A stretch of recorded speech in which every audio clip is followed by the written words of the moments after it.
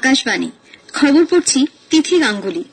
এখনকার বিশেষ বিশেষ খবর হলো, প্রধানমন্ত্রী নরেন্দ্র মোদী বলেছেন, বিভিন্ন ক্ষেত্রের উৎপাদন ভিত্তিক উৎসাহ ভাতা চালু করায় দেশে উৎপাদন বৃদ্ধির সুযোগ বাড়বে। প্রধানমন্ত্রী আজ নতুন দিল্লিতে বিজেপির বিভিন্ন পদাধিকারীদের সঙ্গে এক বৈঠকে মিলিত হয়েছেন। দেশে এ পর্যন্ত প্রায় 1,11,00,000 মানুষের করোনা টিকাকরণ হয়েছে। কেন্দ্রীয় অর্থমন্ত্রী নির্মলা সীতারামন দেশের উন্নয়নের স্বার্থে বেসরকারি লগ্নিকারীদের এগিয়ে আসার আহ্বান জানিয়েছেন। অর্থমন্ত্রী বলেছেন, আন্তর্জাতিক বাজারে পেট্রোল ও ডিজেলের দাম নিয়ে তেল রপ্তানিকারী দেশগুলিকে সিদ্ধান্ত নিতে হবে। আজ আন্তর্জাতিক মাতৃভাষা দিবস। উপরাষ্ট্রপতি এম ভেঙ্কাইয়া নাইডু আজ শিক্ষা ও সমাজের সমৃদ্ধিতে বহু ভাষাকে উৎসাহদানে গুরুত্ব বিষয়ক এক ওয়েবিনারের উদ্বোধন করেছেন। করোনা সংক্রমণ এড়াতে মাস্ক পরুন ও ঠিকভাবে পরুন, 2 গজ দূরে থাকুন, নিরাপদ দূরত্ব বজায় রাখুন, হাত ও মুখ পরিষ্কার পরিচ্ছন্ন রাখুন। আসছি বিস্তারিত খবরে। প্রধানমন্ত্রী নরেন্দ্র মোদী বলেছেন, সরকার বিভিন্ন ক্ষেত্রে উৎপাদন ভিত্তিক উৎসাহ ভাতা পিএলআই চালু করার ফলে দেশে উৎপাদন বৃদ্ধির সুযোগ বাড়বে। নীতি আয়োগের পরিচালন পর্ষদের 6ষ্ঠ বৈঠকে গতকাল ভাষণে প্রধানমন্ত্রী রাজ্যগুলির কাছে এই প্রকল্পের পূর্ণ সুবিধা নিতে আহ্বান জানান। কর্পোরেট কর হ্রাস এবং পিএলআই এর সুবিধা নিয়ে তিনি রাজ্যগুলিকে বিদেশি বিনিয়োগে আকর্ষণের পরামর্শ দেন।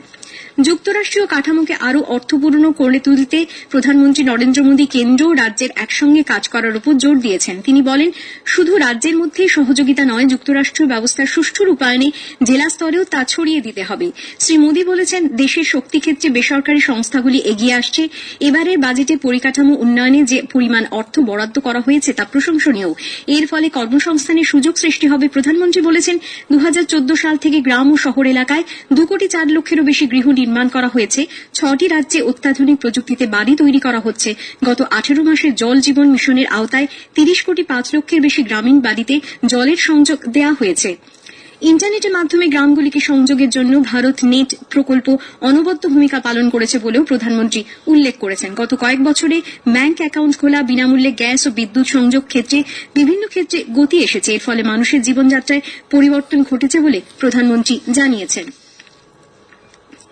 প্রধানমন্ত্রী নরেন্দ্র মোদী আগামীকাল অসম ও পশ্চিমবঙ্গ সফর করবেন। অসমের ধেমাজির শিলাপাথরে সকাল 11:30টায় প্রধানমন্ত্রী জাতির উদ্দেশ্যে গুরুত্বপূর্ণ কিছু তেল ও গ্যাস প্রকল্প উৎসর্গ করবেন। তিনি এই অনুষ্ঠানে ইঞ্জিনিয়ারিং কলেজের উদ্বোধন ও শিলান্যাস করবেন। শ্রী মোদী বিকেল 4:30 নাগাদ পশ্চিমবঙ্গের হুগলিতে একগুচ্ছ রেল প্রকল্প জাতির উদ্দেশ্যে উৎসর্গ করবেন। প্রধানমন্ত্রী নরেন্দ্র মোদী আজ নতুন দিল্লিতে বিজেপির বিভিন্ন স্তরের পদাধিকারীদের নিয়ে এক বৈঠকে মিলিত হয়েছেন। দলের জাতীয় স্তরের কর্মকর্তারা ছাড়াও রাজ্যের ভারপ্রাপ্ত নেতা, রাজ্য সভাপতি সহ অন্যান্যরা আজকের এই বৈঠকে যোগ দিয়েছেন।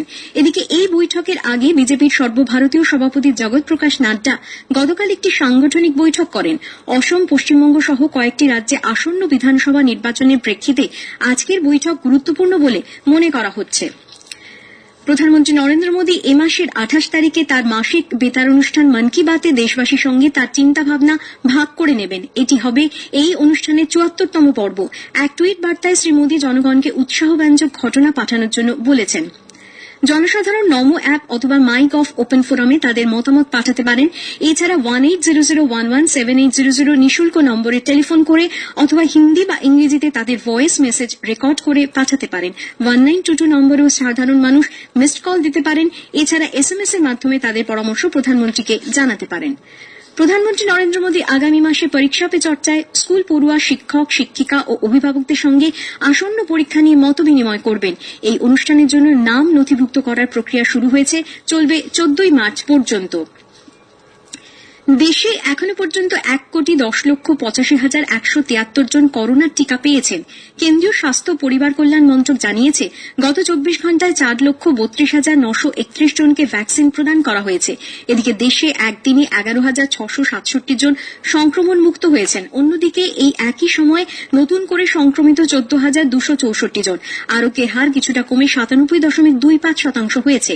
এই নিয়ে মোট 1,06,89,715 জন সুস্থ হয়েছেন। বর্তমানে চিকিৎসাধীন রোগীর সংখ্যা 1,45,634, যা মোট আক্রান্তের 1.32%। এই সময়ে 90 জন রোগীর মৃত্যু হয়। এই সংখ্যা দাঁড়িয়েছে 1,56,302। বিহারের স্কুলগুলিতে প্রথম শ্রেণী থেকে পঞ্চম শ্রেণী পর্যন্ত পঠন পাঠন 1 মার্চ থেকে শুরু হচ্ছে। কোভিড অতিমারির প্রেক্ষিতে গত বছর 14 মার্চ থেকে স্কুলগুলিতে পড়াশোনা বন্ধ ছিল।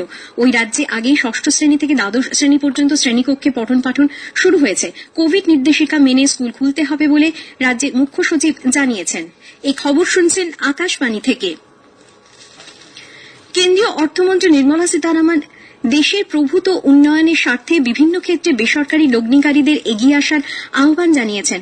বেঙ্গালুরুতে আজ শিল্পপতিদের সঙ্গে মতবিনিময়ের সময় তিনি বলেন, এবারে কেন্দ্রীয় বাজেটে দেশের অগ্রগতির স্বার্থে বেসরকারি ক্ষেত্রকে উৎসাহ দেওয়া হয়েছে। বেসরকারি ক্ষেত্রে গুরুত্বের কথা তুলে ধরে তিনি বলেন, ভারত 100টির মতো দেশে কোভিড টিকা সরবরাহ করে গুরুত্বপূর্ণ ভূমিকা নিয়েছে। ভারতের এই ভূমিকা প্রমাণিত করেছে মানবিকতার উপর দাঁড়িয়েই দেশে গোটা বিশ্বের শান্তিপূর্ণ সহাবস্থানের এক দৃষ্টান্ত সৃষ্টি করেছে। কেন্দ্রীয় অর্থমন্ত্রী নির্মলা সীতারামন বলেছেন, এবারের বাজেট $5 লক্ষ কোটি অর্থনীতির লক্ষ্যকে ছাপিয়ে যাবার উদ্দেশ্য নিয়েই তৈরি হয়েছে। চেন্নাইতে গতকাল এক অনুষ্ঠানে তিনি বলেন, আন্তর্জাতিক বাজারে পেট্রোল ও ডিজেলের দাম নিয়ে তেল রপ্তানিকারী দেশগুলিকে সিদ্ধান্ত নিতে হবে। তিনি আরও বলেন, পণ্য ও পরিষেবা কর জিএসটিকে আরও যুক্তিপূর্ণ করে তুলতে কেন্দ্র ও রাজ্যের আলোচনা প্রয়োজন। ভারতকে একটি কল্যাণমূলক রাষ্ট্র আখ্যা দিয়ে শ্রীমতী সীতারামন বলেন, সরকার স্বাস্থ্য এবং শিক্ষার ক্ষেত্রে দায়বদ্ধ এবং যথাযথ সম্পদ সৃষ্টিতে সহায়ক ভূমিকা পালন করে। কর আরোপের পরিধি আরও না বাড়ালে উন্নয়ন সম্ভব নয় বলে তিনি মন্তব্য করেছেন। প্রতিরক্ষামন্ত্রী রাজনাথ সিং আজ নতুন দিল্লিতে দেশের হস্তশিল্পী ও কারুশিল্পীদের শিল্পকলা প্রদর্শনী ও বিপণন কর্মসূচি হুনার হাটের উদ্বোধন করেছেন। কেন্দ্রীয় সংখ্যালঘু বিষয়ক মন্ত্রক আয়োজিত 26তম হুনার হাট চলবে আগামী 1 মার্চ পর্যন্ত। এবারের কর্মসূচির মূল ভাবনা ভোকাল ফর লোকাল। হুনার হাটের উদ্বোধন করে প্রতিরক্ষামন্ত্রী বলেছেন, ভারতের চিরন্তন কারুশিল্প দেশের সাংস্কৃতিক মেলবন্ধন সুদৃঢ় করতে বিশেষ ভূমিকা নিয়েছে। আত্মনির্ভর ভারত করার মূল মন্ত্র ভোকাল ফর লোকালকে ভিত্তি করেই হুনার হাট গড়ে তোলা হয়েছে। তিনি আরও বলেছেন, হুনার হাট শুধুমাত্র দেশের চারুকারু শিল্পীদের এক মঞ্চে নিয়ে আসাই নয়, দেশের সুপ্রাচীন সংস্কৃতিকে তুলে ধরার এক অভিনব উদ্যোগ। এক দেশ এক মানক মিশন চালু করার সময় এসেছে ও মান নিরূপণের ক্ষেত্রে ভারত বিশ্বে অগ্রণী ভূমিকা নিতে পারে।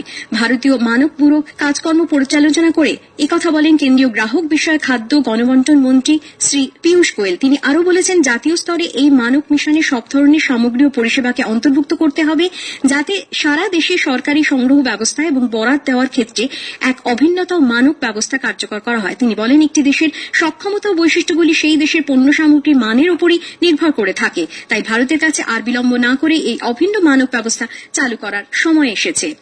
পূর্ব লাদাখে আজ ভারত ও চীনের মধ্যে কমান্ডার স্তরে 10ম পর্বের বৈঠক শেষ হয়েছে। গতকাল সকালে ভারতীয় সেনা ও চীনের পিপলস লিবারেশন আর্মির মধ্যে বৈঠক শুরু হয়। পূর্ব লাদাখের প্রকৃত নিয়ন্ত্রণ রেখা থেকে উভয় পক্ষই সেনা অপসারণে সম্মত হয়েছে। চলতি খরিফ মরশুমে দেশে ধান সংগ্রহের পরিমাণ 15.91% বৃদ্ধি পেয়েছে। গতকাল পর্যন্ত 651 লক্ষ মেট্রিক টন ধান কেনা হয়েছে। গত বছর এই সময় পর্যন্ত ধান কেনার পরিমাণ ছিল 561 লক্ষ মেট্রিক টন। আজ আন্তর্জাতিক মাতৃভাষা দিবস। 1999 সালে ইউনেস্কো এই দিনটিকে আন্তর্জাতিক মাতৃভাষা দিবস হিসেবে ঘোষণা করে। এবছর এই দিনটির মূল ভাবনা শিক্ষা ও সমাজের সমৃদ্ধিতে বহু ভাষাকে উৎসাহ প্রদান। ভারতে কেন্দ্রীয় শিক্ষামন্ত্রক 2015 সাল থেকে প্রতি বছর আজকের দিনটি মাতৃভাষা হিসেবে পালন করে আসছে। চলতি বছরে মাতৃভাষার প্রতি সচেতনতা বাড়াতে শিক্ষা ও সংস্কৃতি মন্ত্রক, ইন্দিরা গান্ধী ও ন্যাশনাল সেন্টার ফর আর্টস যৌথভাবে একটি 4 দিনের ভার্চুয়াল অনুষ্ঠানের আয়োজন করেছে। উপরাষ্ট্রপতি এম ভেঙ্কাইয়া নাইডু বলেছেন, ভারতের ভাষাগত বৈচিত্র্যের মধ্যে দেশের প্রাচীন সভ্যতার নির্যাস লুকিয়ে আছে। একটি ওয়েবিনারে আন্তর্জাতিক মাতৃভাষা দিবস উপলক্ষে শ্রী নাইডু আজ একথা বলেন। শেষ করার আগে খবরের বিশেষ অংশ আর একবার। প্রধানমন্ত্রী নরেন্দ্র মোদী বলেছেন, বিভিন্ন ক্ষেত্রের উৎপাদন ভিত্তিক উৎসাহ ভাতা চালু করায় দেশে উৎপাদন বৃদ্ধির সুযোগ বাড়বে। প্রধানমন্ত্রী আজ নতুন দিল্লিতে বিজেপির বিভিন্ন পদাধিকারীদের সঙ্গে এক বৈঠকে মিলিত হয়েছেন। দেশে এ পর্যন্ত প্রায় 1,11 লক্ষ মানুষের করোনা টিকাকরণ হয়েছে। কেন্দ্রীয় অর্থমন্ত্রী নির্মলা সীতারামন বলেছেন, দেশের উন্নয়নের স্বার্থে বেসরকারি লগ্নিকারীদের এগিয়ে আসতে হবে। অর্থমন্ত্রী বলেছেন, আন্তর্জাতিক বাজারে পেট্রোল ও ডিজেলের দাম নিয়ে তেল রপ্তানিকারী দেশগুলিকেই সিদ্ধান্ত নিতে হবে। আজ আন্তর্জাতিক মাতৃভাষা দিবস। উপরাষ্ট্রপতি এম ভেঙ্কাইয়া নাইডু আজ শিক্ষা ও সমাজের সমৃদ্ধিতে বহু ভাষাকে উৎসাহ দানে গুরুত্ব বিষয়ক এক ওয়েবিনারের উদ্বোধন করেছেন। খবর শেষ হলো।